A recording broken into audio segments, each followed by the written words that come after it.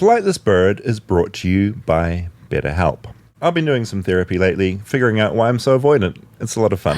What have you found out? It's all to do with my childhood. Yeah, surprise, surprise. I know. A lot of things are. Thank you for your vulnerability. It's okay. But this is what therapy gives you, insight. It also gives you the ability to talk about your issues and think about them differently. I mean, it's changed my whole life. Yeah, I like that society, we can talk about this now.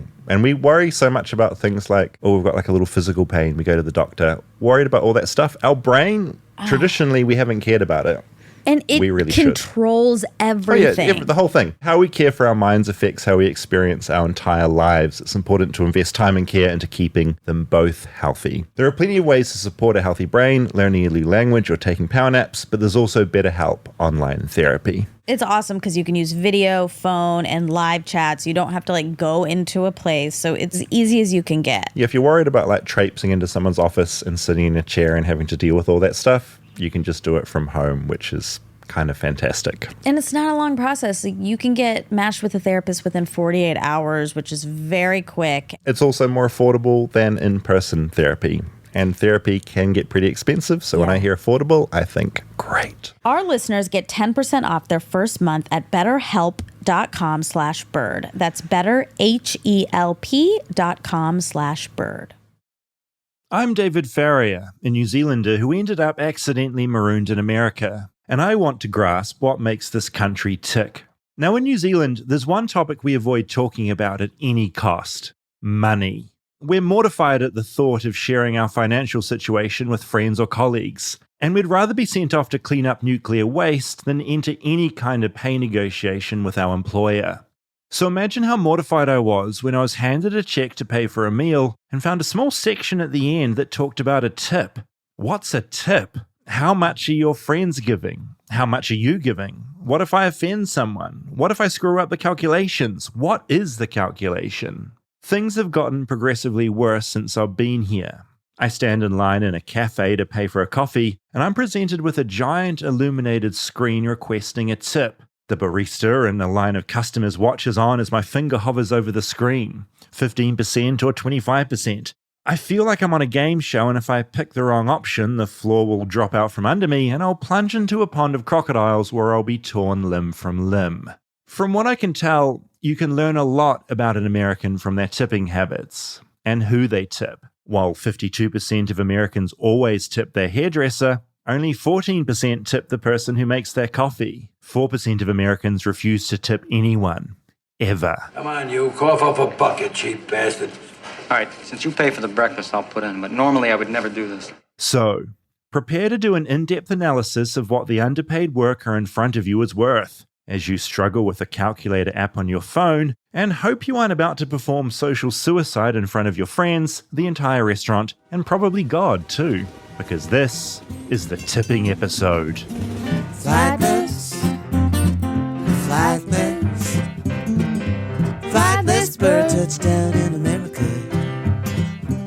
I'm a flightless bird touchdown in America. Oh, wow. This is juicy.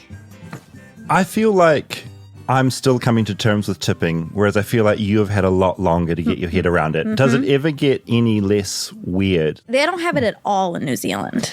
We don't have it. I say that, but it started to creep in little tiny ways. It has, okay. Mainly, I think the one time I've experienced it more recently, and this was over a year ago now, was on the little machine at the end when you go to pay. It was like it's built in already. Oh, yeah. It's never a situation I've experienced where you're handed a check at the table and there's that little bit where you add in the tip. Okay. And so, because we pay employees a fair minimum wage. And it's not great, but it's certainly better than the United States. Yeah. And so this idea that you have to sort of calculate based on the service, who you're with, where you are, what the service is. Yeah. It's scary. Yes. Okay. So I have a lot of thoughts because our very good friend, Jess, he is a server, acclaimed, well-known, one of the best. He's great. Yeah, he's one of the best. Absolutely. And he takes a lot of pride in it. So he has a lot of thoughts. Like if you're at a restaurant with him, it can be tough. Oh, if you're out with a service worker, right? My And God. it comes to tip time, they're really going to be watching what you're doing. They are watching you and like a hawk. it's scary. He's pretty adamant about cash tipping at a restaurant. Okay, so putting like cash on the table. Cash down instead of adding onto your card. Oh my God, I haven't even thought about the difference. Oh, yeah.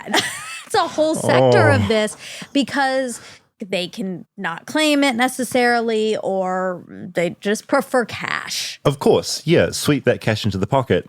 Exactly. Now you're saying this, I remember many years ago talking to a friend who was working here in a service industry, and the only way they made money, because I don't think they had the right visa, the only way they really made money was via like cash tips. Cash. But who carries cash anymore? It's becoming Literally. like... Well, that's a Duck Duck Goose to an Armchair Expert episode because we did one on society becoming cashless, like how we're moving towards a cashless society. And this is part of it. Like people don't carry it and I don't. So when I'm with Jess, I always have to be like, I don't have any. Yeah, completely. And it's also, and again, you would have covered this in your episode, but it's such a sign of class because so many people, you can't assume everyone has a bank account loaded with money. Some people just operate with cash. And so you take that away and suddenly, anyway, that's a whole other topic. That's another entire topic. So but Jess says you must tip with cash. He really wants you to. It doesn't mean if you don't have cash, you don't tip. You still do, but it's highly preferred to pay in noted. cash. And that's only at restaurants. I don't know how he feels about other places. Okay, because that's my other panic. I feel like I begin to get my head around the restaurant situation and the food situation. But then I was, for this show, it was in San Francisco recording a baseball episode. As I left the hotel room, I realized, oh God, I haven't left a thing. And someone's been cleaning my awful like mess the whole time. I've left them nothing. Went back in and left them something. Oh, you did? I did, but I always forget. Okay, I'll be honest. This is going to expose us a little bit, I think. Yeah, I'm worried in advance. I'm thinking very carefully about what I say. Remember how we got torn apart for the dogs? Oh my God, God forbid you should have a fun conversation about dogs and not adore them at every moment. We're setting ourselves up in this one too. But I am the same. At hotels, I am much more lax about tipping. I feel really bad. But I get kind of confused. Circling back to our Disney episode, where some people don't tip the guides because they're paying so much money. They assume that a lot of that money's going to them. Oh, absolutely. Absolutely you do. And with a hotel room, they're not cheap. The 20% rule doesn't come in, obviously, because that's crazy. But how much are you meant to be leaving? Where do you leave it? Yes, it all gets confusing because, of course, for room service, I tip. Anytime there's a line that says tip, I do. I never leave that blank. You're not that 4% of America that just never tips. You're not that, to be clear. I want to be very clear. I pride myself in being a really good tipper. Then there's the doorman as well, or the doorwoman, or the door person. And what do you do there? what about the people that bring your bags up? I also worry because I hate anyone. I feel so bad if anyone lifts my bag or takes my bags. Yes. But now I'm worried in America, if someone offers to pick up my bags, I'll always say, no, I'll take them. Right. As a nice thing to do. But I'm now worried, are they thinking I'm so cheap I don't want to tip that I'm ripping my bags off them to walk them to the room myself or something, you know? There's all these weird social things that really mess with my brain. It opens up a lot of questions. We're not the only ones. I went out, as always, and surveyed some of the American population. Okay, not a let's hear massive sample size, I'm going to be honest, about 5 people. Okay, great. But hey, this represents all of America. How much would you typically tip? At least 20% if the service was good. What would take it down from 20? I guess slower than usual service, but I mean, you have to factor in things like, for example, during COVID, people are short-staffed, so you have to be patient. But also, the only reason why tipping is even a thing is they don't pay the waitresses enough or a livable wage anyway, so that's the biggest issue. It makes me anxious. You want to give the right amount, but if tipping is expected, then why not just bake it into the price? What don't you like? When they have the screen and they turn the screen so everybody can see you tipping. Yeah. That's a new thing, having the screen, because they're staring at you. Yeah. What do you typically do on one of those screens? 15, 20, or 25? Probably around 15 because most of the time it's counter service. I would probably even do 10% for counter service. Even when they're staring at you as you do it? Depends on if 10% is an option. If 15 is the lowest percent and I would have to manually change it, then that is way not worth it. Every once in a while, someone just doesn't tip, and sometimes it's because they're just angry or a mean person, but sometimes it could be because they're foreign and they don't know. I dislike it because it's subjective to the person who's doing it. So even if they did a great job, people may not tip them appropriately. I think they should make a better wage and not need to be tipped. If the service is good, why not tip? I do not tip for takeout ever. Oh boy. Yeah, takeout's a whole other discussion. Takeout is another entire. Oh my. Your face was shook when someone said they tipped 15%. And then 10. And 10 is insulting. You might as well not tip. Okay, so we'll get into this a bit in the documentary, but if you're getting a coffee, right, at a Starbucks or something, you tip 20% for that as well? I do, because I don't know what else you're meant to do. I tip, this is going to sound like a brag. I tip the highest button, which is normally 25. Sometimes it's 30. Huh. Always if it's on a screen. Now, if I'm writing it in, recently I'll do around 25 because I can do fast math with 20. Yes. And then I add a couple. Yeah, just bump it up a little bit. Okay. Exactly. On the screen, why do you go for the highest? Is it because you're aware of people watching? Is it because it's an easy thing to do? Is it because it's a visualization of your options? Because I'm a good person. I always, simple. To keep my life sane, I always keep it at 20 because the maths is easy. I know I'm not insulting anyone. Look, I wish we could talk to someone. Wait, should I text Jess? Yeah, because text is Jess. 20% now even still good? Yeah, is it like a huge insult with inflation and the cost of living and everything else? Right. Call Jess and put him on speaker. Okay. Just in case he has input here. Okay.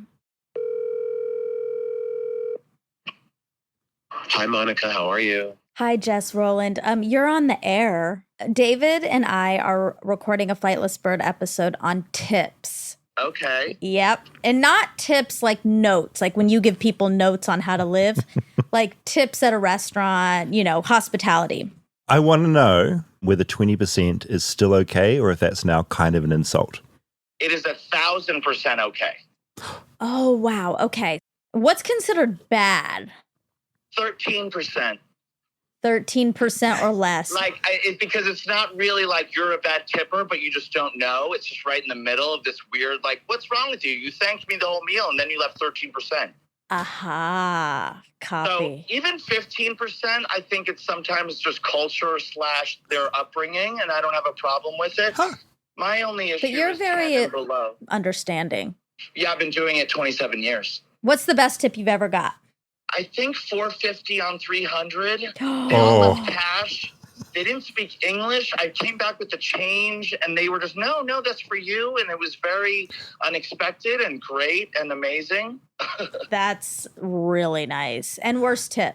Well, there's so many times they leave without the credit card sign. They sign the wrong one, or they put it in their pocket. So I leave with 0 on 370, 0 on 400. Ooh. So if I don't have a signed copy and they leave, I get 0. And then I have to tip the restaurant out 4%. So I actually lose $15-20. Okay, this is really good to know. Thank you, Jess. Thank you, Jess. Love you. Bye. Okay, that was helpful. Always leave your paper. Yeah, always leave the paper. This is making me feel, this is good. And I'm really happy we've settled at the 20. This is a good place to be. 20 is a great place Mainly to be. just because I can do the maths. Maths isn't my strong suit. And thank God it's not some other amount. Okay, and also in America, it's math singular. What? Oh, God. What? You do math? Are you being serious? No, I think this is probably just me being uneducated in general. I think it's probably the same in New Zealand. Okay. I would say I'm bad at maths, but it should be I'm bad at math. No. That's what you said. You said maths a couple times, and I thought that's you were what joking. I've said my entire life. No, this is me. Okay, it's math singular. Okay, thank you for this education. I'd say it would be the same in New Zealand, but I've just somehow gotten through this much life without anyone pointing it out. Thank you so much. Yeah. Is there anything else I say that's been deeply embarrassing? As your mom, actually, can I be honest? Yes. Okay. I feel defenseless in here as well because it's just us. Okay, get stuck in. There's one thing that you've said a couple times that makes me laugh out loud every time. Oh, no. Oh no! This oh is no, gonna you've drive forgotten. Me Oh crazy. no. Okay, while you think about it. Okay. Oh no, I can't believe you haven't thought of that embarrassing thing. This is the little audio documentary I made about tipping. Okay. The first time I ever visited America was in my early 20s. I came here on holiday and was in awe of the place and how big everything was. Especially the food, the size of the popcorn at the movies, the giant cans of energy drink at the 7-Eleven, the fact you always got a massive side of chips with everything. But my first dining experience was a bad one. I mean, the food was good. It was great. The waiter was amazing, putting in a lot of effort to make sure my dining experience was exceptional. I thanked them profusely at the end, then headed outdoors into the parking lot. The waiter chased me because I'd forgotten to tip. It was one of the most awkward, mortifying experiences I've ever had, and I've never fully recovered. I'm a professor at the Cornell Hotel School. My PhD is in social psychology. I started studying tipping as a grad student, and I've been doing it for 30 plus years. This is Mike Lynn. And yeah, he spent 30 years thinking about tipping. His website, tippingresearch.com, is a treasure trove of tipping knowledge, the Encyclopedia Britannica of tipping tidbits. It's a pretty narrow focus and a bit unusual, but it's an important phenomena and somebody's got to study it, so I'm it. What was it that sparked a curiosity in your mind? Well, I helped pay my way through school as an undergrad by waiting tables. And I noticed that some people got better tips than others. And it wasn't necessarily related to the quality of service. There were people that I thought I was a better waiter than them, but they got more tips. And I was kind of curious as to why that might be. It was sort of born out of curiosity/anger. Yeah. In my opinion, anger is a great motivator.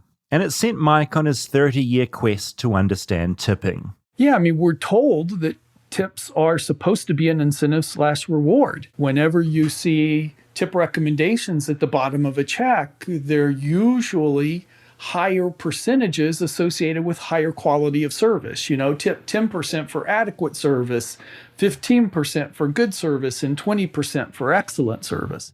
The rules of tipping truly make me feel like an alien. I mean, that's why 90s sitcom Third Rock from the Sun featured tipping as a storyline. A young Joseph Gordon-Levitt and John Lithgow playing aliens trying to understand America's weird ways. Where did all that money come from? People gave it to us. For what? Absolutely nothing.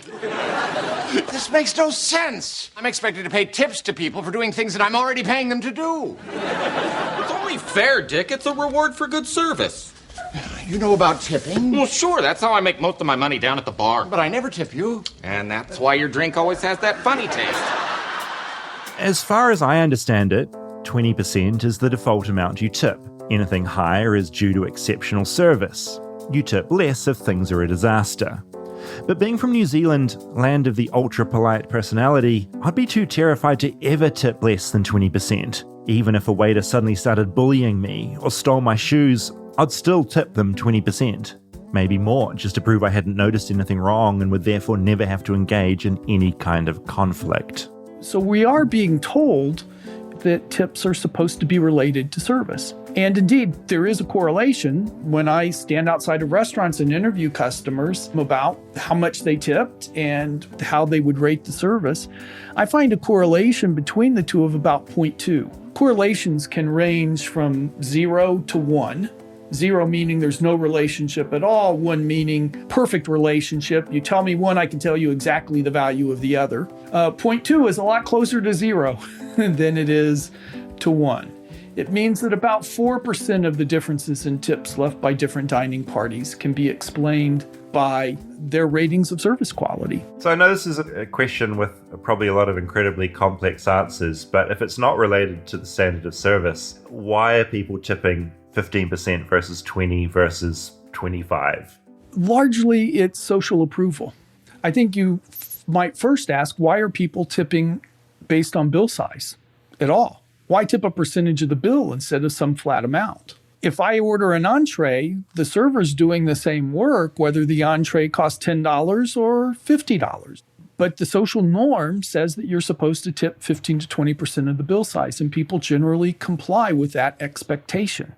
because they either want the approval of the server and the other diners who might notice, or at the very least, they want to avoid the disapproval that comes from disobeying social expectations. When I look at the relationship between tips and bill size explains 70% of the variance in tips left by different dining parties. That means it's twice as powerful as everything else combined. People live up to social expectations. We want to avoid disfavor or gain favor from others, and some people's favor is more important than others.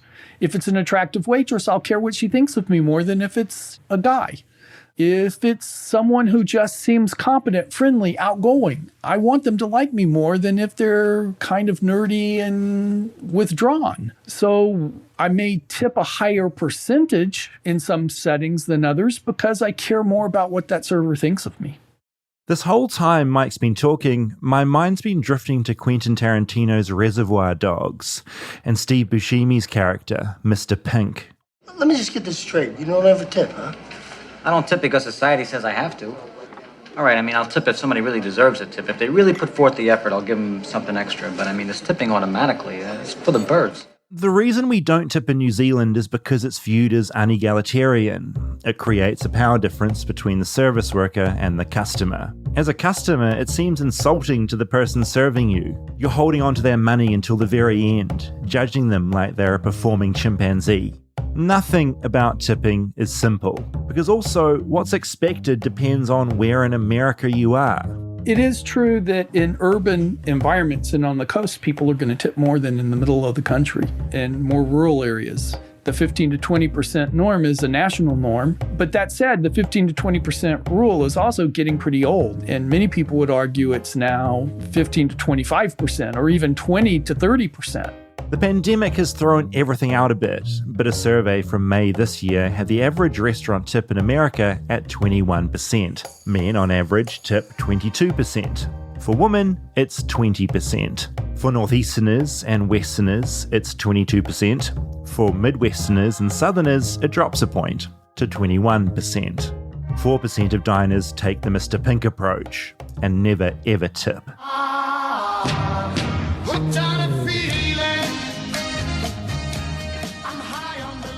Since I've been in America, things have gotten more complicated. I've noticed sometimes the gratuity will be included in the bill. What do I do then? Am I meant to give a bit more on top? I feel like it's some kind of trick. Okay, first off, I need to qualify anything I say on this with, I'm not an etiquette expert. I'm a social scientist who studies what people do, but I don't see any reason to tip on top of a service charge. Even though the server would like it, I don't care enough about what they think that I'm going to do that. Then there's the issue of the new tipping technology creeping in, the screens you see at the cafe counter. My biggest point of anxiety. Basically, what the research says is people feel uncomfortable with the social pressure, and it makes them less happy, and they will evaluate the service encounter and the provider more poorly if there's that kind of external pressure. So many circumstances. What to tip the Uber driver, how much to leave in a hotel room for the housekeeper. Tipping 20% for my $5 milky latte in Los Angeles makes for a very expensive coffee. And there are those other situations where tipping's becoming an expected part of life as well. Sure. What about restaurant carryout? I'm not even using delivery. I'm my own delivery person. And yet they're going to ask for a tip. What do you think about that? Is that something that's crept in more recently, or has this always been a thing? Well, it was a thing before COVID. After COVID, it's even more common. Yeah, of course, with the pandemic, we had everyone really wanting to thank people in the service industries more, right? So people have been a lot more generous, and I'm curious if that will stick around or not. Yeah. The data was provided to me by Square, the payment systems company, and it's very clear that tips increased during the pandemic. That was true for delivery services, whether it's full or quick service restaurant. That was not true of full service restaurants. Full service restaurant tips actually declined a little bit, but the evidence is that people were tipping more during the pandemic. I've seen some reports that has started to fall back down, but I've also seen some reports that it's held steady. And which of those to believe, I don't know. Whether tipping is going up or down, I still struggle with the idea that tipping has to exist in the first place, that people have to get tips in order to survive. Surely there should be a minimum wage that actually allows workers to live. Even with many states raising their minimum wage, most still have a minimum wage that's less than a living wage, the wage that would allow someone to get adequate shelter, food, and other basic stuff to stay alive. Tipping is life or death. This seems like a very flawed system to me. Yes and no. I'm trying to think of a way to say this that doesn't make me sound bad. There's a reason that I took a job as a waiter when I was a student in college. And the reason is that I got more in tip income than I could have possibly made for any other job requiring similar qualifications. And so is it really harming the server? Yes, they're accepting some uncertainty about income from any particular customer. But across a large number of customers, their income is likely to be higher than it would otherwise be. People are generous in tipping. And I also don't think it's fair to say it's bad for the customer either, because ultimately employers are paying lower wages to tipped workers, but that simply allows them to have lower menu prices. And competitive pressures are going to force the employers to give that bonus to the customer in the form of lower prices. The person who actually hurts the most from this is the employer and the restaurateur. Maybe I was wrong about all this. Maybe tipping is a great system. Maybe my New Zealand ways are backward. Where do you see tipping heading in the United States? Anybody who makes a prediction about the future with any confidence is a liar. I don't know what the future is. I'm also not a futurist. Okay? But I don't think tipping's going anywhere. Tipping isn't going anywhere. I guess I'll just have to get used to it. Okay, I have lots of thoughts. One thing, I talked to Dax this morning. He recorded a fact check, and I said we were going to do this episode, and we were going to talk about tips, and did he have anything to add? Yeah, where was he sitting on it? He thinks what you were saying about New Zealand and these other countries, that it's a little condescending. To tip in general. It's like, I'm going to decide how good you were. And it is. When I hear it through that lens, I'm like, that is gross, which is why I don't really do that. I don't really tip based on how good they are. Yeah, you've got your default amount in your head and you'll give that to them regardless because you know they need that money to live, essentially. To live. And even if they didn't do that great of a job, maybe I didn't do that great of a job at my job yesterday. And like, I'm not getting paid less. And people have bad days. Yeah. And like, if your service is bad, I figure that person might have just had a terrible day. It's not like they hate you and they're always like this. Yeah, I just feel like it does create this bizarre power structure in like punishment. It's what Mike Lynn said. It's like you give it to them at the end. It's like you're holding on to this money. Yeah. And it's like, perform for me. Do all this good stuff. Exactly. And then I'll pay you at the end. Because I don't trust you enough now to give you it now. Right. Have to wait to the end of the night. So I do think in these other countries that it is more progressive, but is more equal to just have no tip and pay them what they should be getting paid. Yeah, Mike went on another diatribe that I didn't put in the documentary, but he went to Australia one time. And so imagine this like tipping expert of 30 years going to Australia, a place where they don't tip at all. And he said it was sort of what I feel being in America, the panic and the worry. He felt it over there because he went on this Outback tour and this guy just went above and beyond in every way. And all Mike wanted to do as an American in his very being was to give him more money. Yep.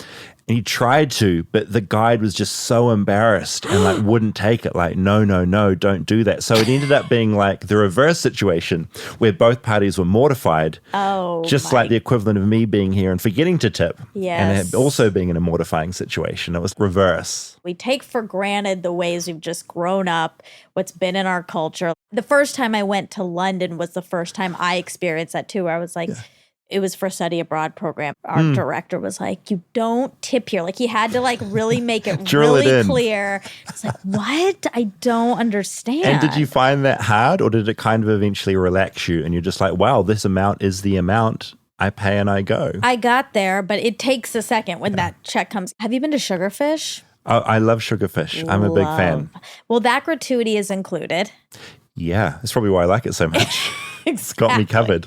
But I feel the same way at Sugarfish because it's so good and the service is normally really good. And like, I just enjoy that experience so much that I always want to leave more. And I sit there for a second like, should I add more? And I don't. I normally don't. Technically, you shouldn't have to. That's why it's included. But there is that pressure because you're so used to it. And I feel like, am I disrupting their ecosystem? They have a whole thing down. Yeah. And if I add more money to it, it might ruin something. Like someone will get mad. The other thing I find fascinating, people know you in America, right? And there's that whole thing. Do you give more because they know who you are as well? That's another thing. It's 100%. It's one thing for me to go out here where I'm just like, no one has any idea. I can sort of do what I want. I could go out there in life and create havoc. Yeah. And it's not really going to come back on me. Yeah, like if you and Dax go out Yeah. and have a big night and you undertip, that's going to come back on you. No, definitely. I mean, Jess has told us stories, but they're all positive. I'll be fair. But they've been like, blah, blah, blah comes in. And he tips so well. Like he'll say it and he remembers it. And now I've remembered it. And I'm like, oh, what a good person. It's probably, to be honest, it probably is why I do the thing where I go up. Yeah, there's that social element where you don't want to be caught essentially being a bad person as well. That does come into it. Absolutely. Now, let me ask you something. If you were on a date and your date was paying. Oh, this is going well. It's a good night. It's already good. Come out on top. Let's say you glanced, you were getting up, you guys had a great meal. She was awesome. And clicked. She paid. Wow. Yeah. I'm glowing. It went so well that you're going to go to get ice cream after. Wow. There's more. There's more. Great. That's always good. It wasn't It's a good sign. planned, but because it was going so well, you were like, oh, there's do you more. want to get ice cream? And she And was they're like, like, yeah. Check comes, she pays, you guys get up to go. And as you're getting up, you look down and you see that she's tipped 10%. Oh. What do you do? Yeah, so as a New Zealander and as me, I could never ever bring it up. I just internalize it along with a long list of items I keep on everyone and never express. And I would just add that to a little mental list of things. And I would, at that point, I'd still go and get ice cream because I love ice cream. It's just a given. But I would definitely note it. It wouldn't be a non-issue, but I wouldn't raise it in that moment. Okay. If we got ice cream, like things went well, like we get married at some point, settle in and stuff, and then I'm still noticing again and again, never tipping, then I would have to bring it up because it would get awkward. You're waiting until after you get married? Marriage first. Lock it in. Wow. And then bring up my list of grievances after the fact, like a psychopath. Okay, listen, I've done this before. Not on a date, but with friends. I've left more. Oh, so you've countered their bad tip by upping it. I like see it and I'm like, oh my God, that's unacceptable. Like we can't leave that. So like if they're a little ahead of me, I'll just like take some money out and then just like throw it on the table. Kind. Well, no, it's just not embarrassing. Yeah, I can't do it. I feel like it's shaming if I do it in front of them, but also unacceptable. You can't leave. I wonder 10%. if that friend, everyone has adapted around them. And so they're constantly now just like putting down very little. All their friends are topping it up for them. And they're just coasting through life. Probably. Hacking the system. The server's still happy. They're happy because they haven't paid nearly anything. They're getting married. It's not stopping them from getting married. They're marrying you. Oh, I can't wait to marry this person. I had it all laid out in my head. So a question I had going back into this documentary is why does tipping even exist in the first place? Why are we doing this? So this was the next question on my quest. Talking with Michael, it seems like tipping is here to stay, which raises another very obvious question. Why is tipping here in the first place? I've been reading about tipping a lot and kept coming up against one name again and again. Saru Jayaraman. She's done TED Talks on tipping and been on Bill Maher's show talking about tipping. She advocates for workers, heading the One Fair Wage campaign, which aims to eliminate America's two-tier wage system. She started this sort of work fresh out of law school in a pretty intense way.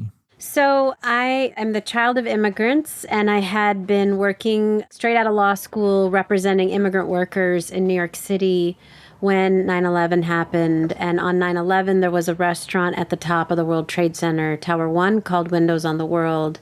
And 73 workers died, and about 250 workers lost their jobs. And so I was asked to start a relief center in the aftermath of the tragedy. But we were soon bombarded by workers from all over the country. And so we grew really rapidly into an advocacy organization fighting to raise wages and working conditions in the industry. Now, wages in America are confusing to me, but for tipped workers, wages are pretty bad. Federal law for tipped workers says the minimum wage is $2.13 an hour. So that's what it is in states like Alabama, Georgia, and Texas. So of course, tipping becomes the make or break for a worker. The funny thing is, despite tipping being so American, it didn't start here.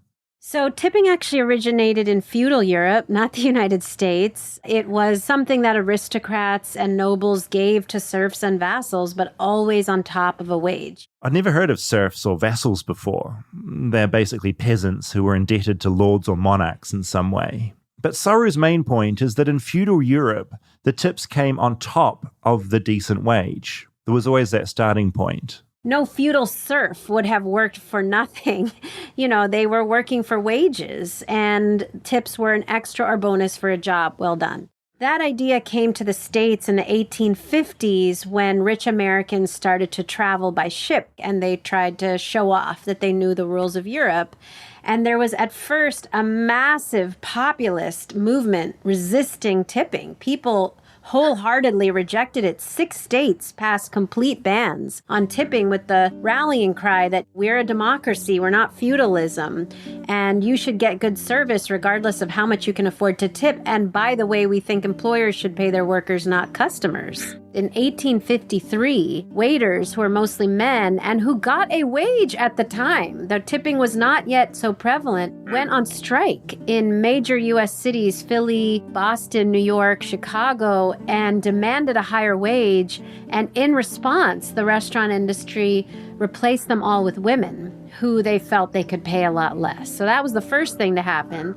And then 10 years later, emancipation happened, and they said, wow, this is even better. We can hire Black people for free and tell them that they will have the privilege of obtaining these things called tips from white customers.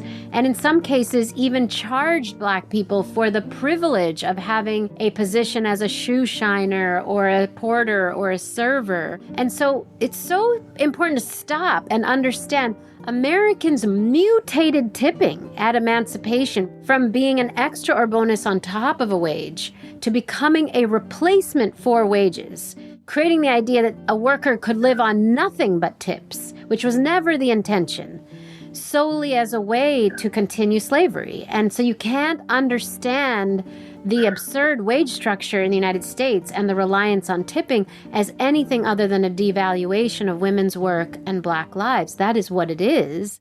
In 1938, this was all solidified into law as part of the New Deal, a series of programs during the Great Depression aimed to make America prosper again. But employers only had to pay tipped workers an amount that would add up to the minimum wage when you threw all the tips in. And so today, in many places, we have that grand hourly rate of $2.13. And it's so important to understand that's not an accident. There is a very powerful trade lobby called the National Restaurant Association, the other NRA, as we call it, led by the chains, the IHOPs, the Denny's, the Applebee's, that's been fighting since 1911 to maintain this sub-minimum wage. That is their primary purpose, is to be the only industry in the world that gets away with not paying their own workers and instead forces customers to pay their workers' wages for them. And so the culture of tipping is not an accident. It's not some organic phenomenon. It is a very intentional political history of a trade lobby that sought to maintain free labor. Do you think many Americans understand its sort of like incredibly sexist and incredibly racist origins, or is it not really known? Very few people know it. Saru says that when they poll people in red and blue states, one of the questions is whether workers should get a full minimum wage, $7.25 an hour. She says most people answer, I already thought they were getting a full minimum wage. I thought my tip was on top of the wage. not instead of the wage. When people find out that there even is a sub-minimum wage, they are outraged. And like so many other issues in America that you probably will find through your podcast, we are not divided as a country. We are not polarized. It is such a freaking myth. We agree on so many basic issues. This issue, minimum wage, the fact that people should be paid a decent wage. We are not polarized from each other. We are polarized from our elected officials and the trade lobbies that they fall over to. And in this case, a trade lobby that has held sway over Congress and state legislatures for over a century. There's also the fact that tipping creates some pretty bad power imbalances for the 5.5 million Americans that rely on them. More than 2/3 of tipped workers are women, disproportionately women of color, highest rates of single mothers of any industry in the U.S., struggling with the highest rates of poverty and sexual harassment of any industry, because when you live on tips and you don't get a wage, you have to tolerate so much from customers to get those tips. And in fact, the data shows the 7 states that require full wage with tips on top have 1/2 the rate of sexual harassment as the states with sub-minimum wages. Why? Because it turns out when you pay a woman a full minimum wage, she's not 100% dependent on that tip, so she can tell somebody who tries to do something to her, buzz off. Saru says the pandemic made things worse too. Sure, people in LA and New York may have tipped for takeout more than usual, but when it came to people going back to work in a world full of masks, things weren't great. Workers found tips went way down, sales were down, harassment went way up, and we already had the highest rates of harassment of any industry. Thousands of women reported, I'm regularly asked, take off your mask so I can see the pretty face of my server before I decide how much to tip. Which really blew out of the water any notion, which was always false, that tipping in this country is based solely on the merit and the quality of the service. It is not. I thought back to what Mike Lynn had suggested to me earlier, that for workers, tipping was a good thing, or it could be a good thing, because they could earn more. I think he knew he was on thin ice suggesting this. I'm trying to think of a way to say this that doesn't make me sound bad. So I decided not to dump him in it when I talked to Saru. I've heard it argued that some servers would prefer the tipping system because they can make more in that system than they could if they were just getting the minimum wage. This idea that for some is worth keeping in the system. So that argument is based on a complete fallacy and misinformation perpetuated by the restaurant industry and the Restaurant Association, because what you're describing is not actually what we're advocating for. Nobody's advocating for the minimum wage and no tips. What we have here in California and the 7 states that already do what we're fighting for is a full minimum wage with tips on top. And in fact, tipping is higher in these 7 states than it is in the rest of the country. Because it turns out when you pay people an actual wage, a full wage, what do? They go out and most of all, they eat out. And restaurant workers, when they eat out, they tip better than other people because they know what it's like to live on tips. So tipping is higher in California and Oregon and Washington, Nevada, Minnesota, Montana, and Alaska than it is in the 43 states with the sub-minimum wage. It is a complete misinformation campaign that there's a choice between wages and tips. There's no choice. And she sees those 7 states, California, Oregon, Washington, Nevada, Montana, Minnesota, and Alaska, as a sign that things are getting better. We are in such a historic moment where millions of workers for the first time in 160 years since emancipation are rejecting this wage structure, are saying, no, I refuse to work for these wages. I want a full minimum wage with tips on top.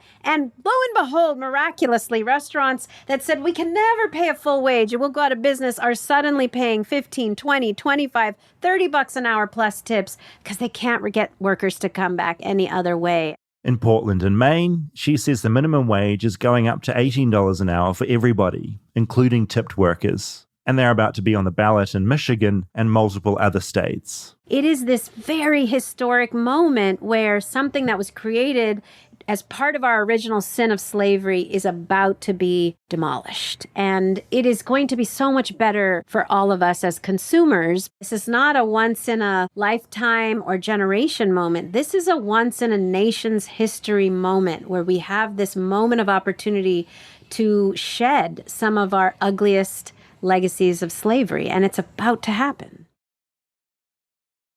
I guess tipping is here to stay, but hopefully it ends up somehow being as originally intended, a nice little bonus on top of an existing wage that you can actually live off. For me, I think tipping is always going to be awkward, a strange power play between two people. And I'm reminded of another story Mike told me that illustrated this so clearly. Because 30 years ago, before Mike became a social psychologist and tipping expert, he worked at a restaurant and experienced being on the other side firsthand. I was waiting on New Year's Eve. Nice French restaurant. I was in a tuxedo. We did tableside service. This is a very fancy place.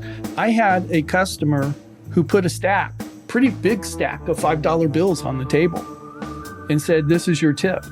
But I don't ever want to see a cigarette butt in my ashtray, and I want my water glasses full.